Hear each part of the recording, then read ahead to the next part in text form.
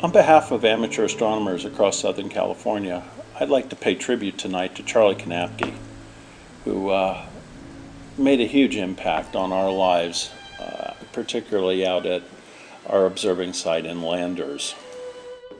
Now, remembering Charlie is very difficult to do without talking about the history of the Goat Mountain Astronomical Research Station, or GMARS for short.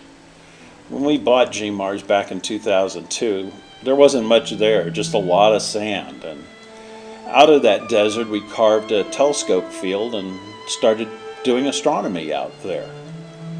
Now, back then, there was no power, there were no pads, no observatories. About all we had was a flagpole. But by 2004, a small group of RAS volunteers began to assemble and plan the improvements that would turn GMARS into one of the best astronomy sites anywhere in the world.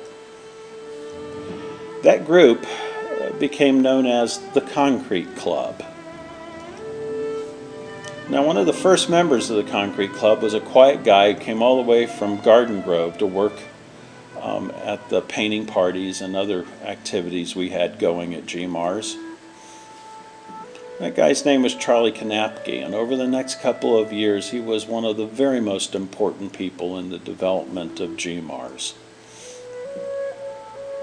There were hardly any work parties where you didn't see Charlie. He was very deeply involved in the installation of the electrical infrastructure out at GMARS, and when we started doing pads, he lent his expertise. He knew something about pouring concrete, so that he was there when we were doing the concrete. He was a leader of the Concrete Club, and that whether it was pads or piers, his not only his enthusiasm but his expertise and his energy was absolutely invaluable to our development and improvement of the GMARS site.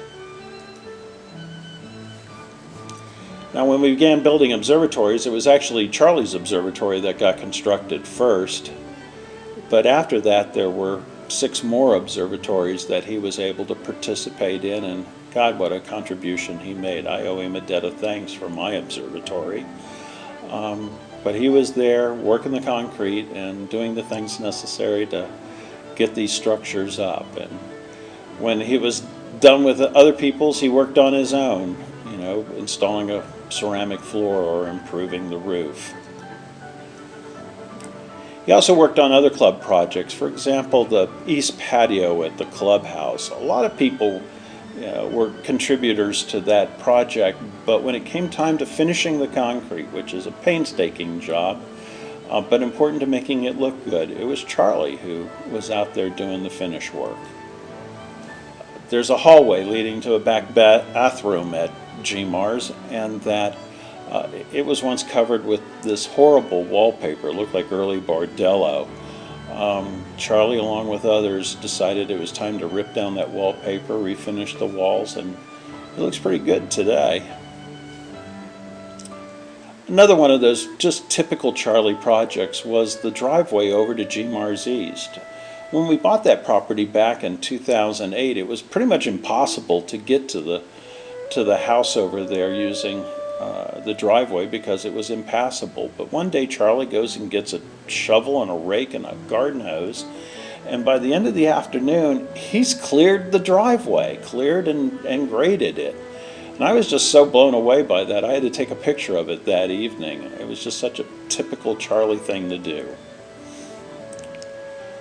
We have a Wi-Fi network that connects you to the internet out on the observing field, and we have that because Charlie put it in. He dug the trench from the clubhouse out to his observatory, put in the Ethernet connection out to a rack in his observatory where he installed the equipment necessary to support the Wi-Fi network. And I might add, he donated the equipment.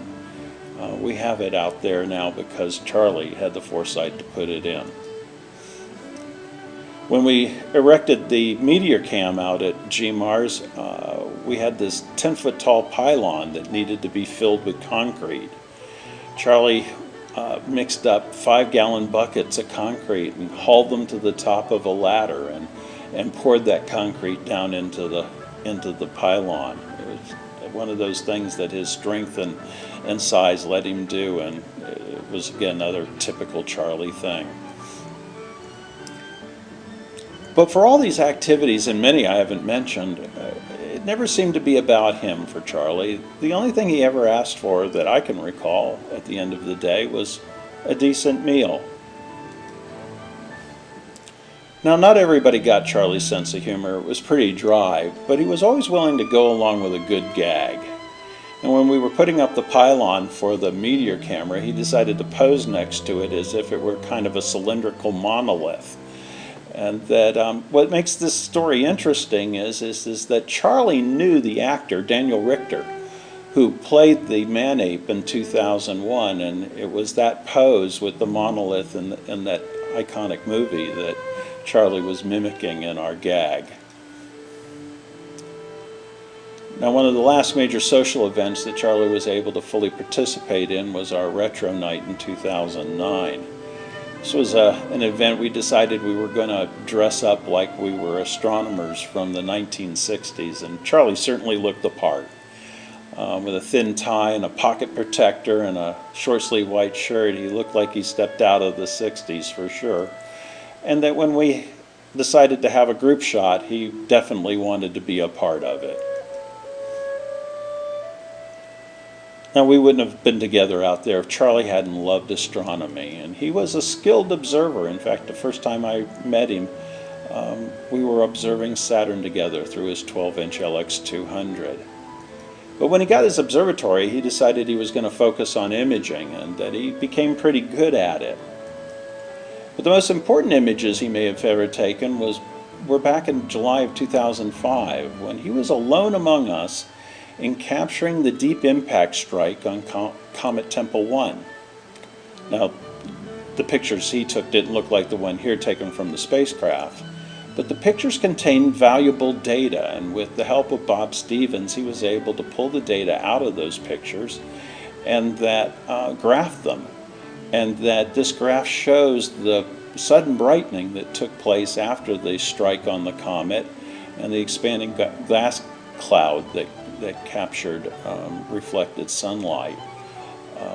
It was an important moment. Charlie, I think, really kind of got turned on to the whole idea of doing real science with his gear, and that over the next few years he devoted quite a lot of time to doing what's called asteroid photometry. And in fact, there were nights out at GMARS where there were more telescopes being devoted to asteroid research than at any observation site, professional or amateur, anywhere in the world. Because of his devotion to doing real science in amateur astronomy, the Center for Solar System Studies, which has broken away and started to build a new facility a few miles away in Landers, is going to name its observatory control room after Charlie Knapke. You see a picture of it here under construction. The RAS is going to create an annual award called the Charlie Knapke Volunteer Award, and it's going to be presented to a member, couple, or family whose contributions of time and energy are of great service to the RAS. This award is also meant to remind club members that the development and good works that the club does are dependent on the selfless efforts of volunteers just like Charlie. In addition to that, the clubhouse at GMARS will be named the Charlie Knapke Clubhouse. A permanent plaque will be installed at the house that provides a brief chronicle that recounts the many ways that Charlie and the Concrete Club helped make GMARS what it is today. Now, for me, honestly, Charlie was just a good friend. It was a pleasure to meet him out at GMARS, to work on projects, or just do astronomy.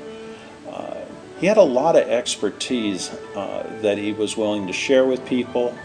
He showed up at other events of ours like the Nightfall Star Party in Borrego Springs. He was a good friend, and that we're going to miss him enormously. And that I think he was surprised every time he would come back, particularly in the last couple of years, and how we'd welcome him and pose with him for pictures. Charlie was a valuable member, an incredible volunteer, a good astronomer, and most of all, a great friend. And that, like Ski Daphner, I know that every time I look up into the sky out at our observing site and look at the stars, I know that Charlie's going to be looking back and smiling on our continuing efforts to understand more about the universe.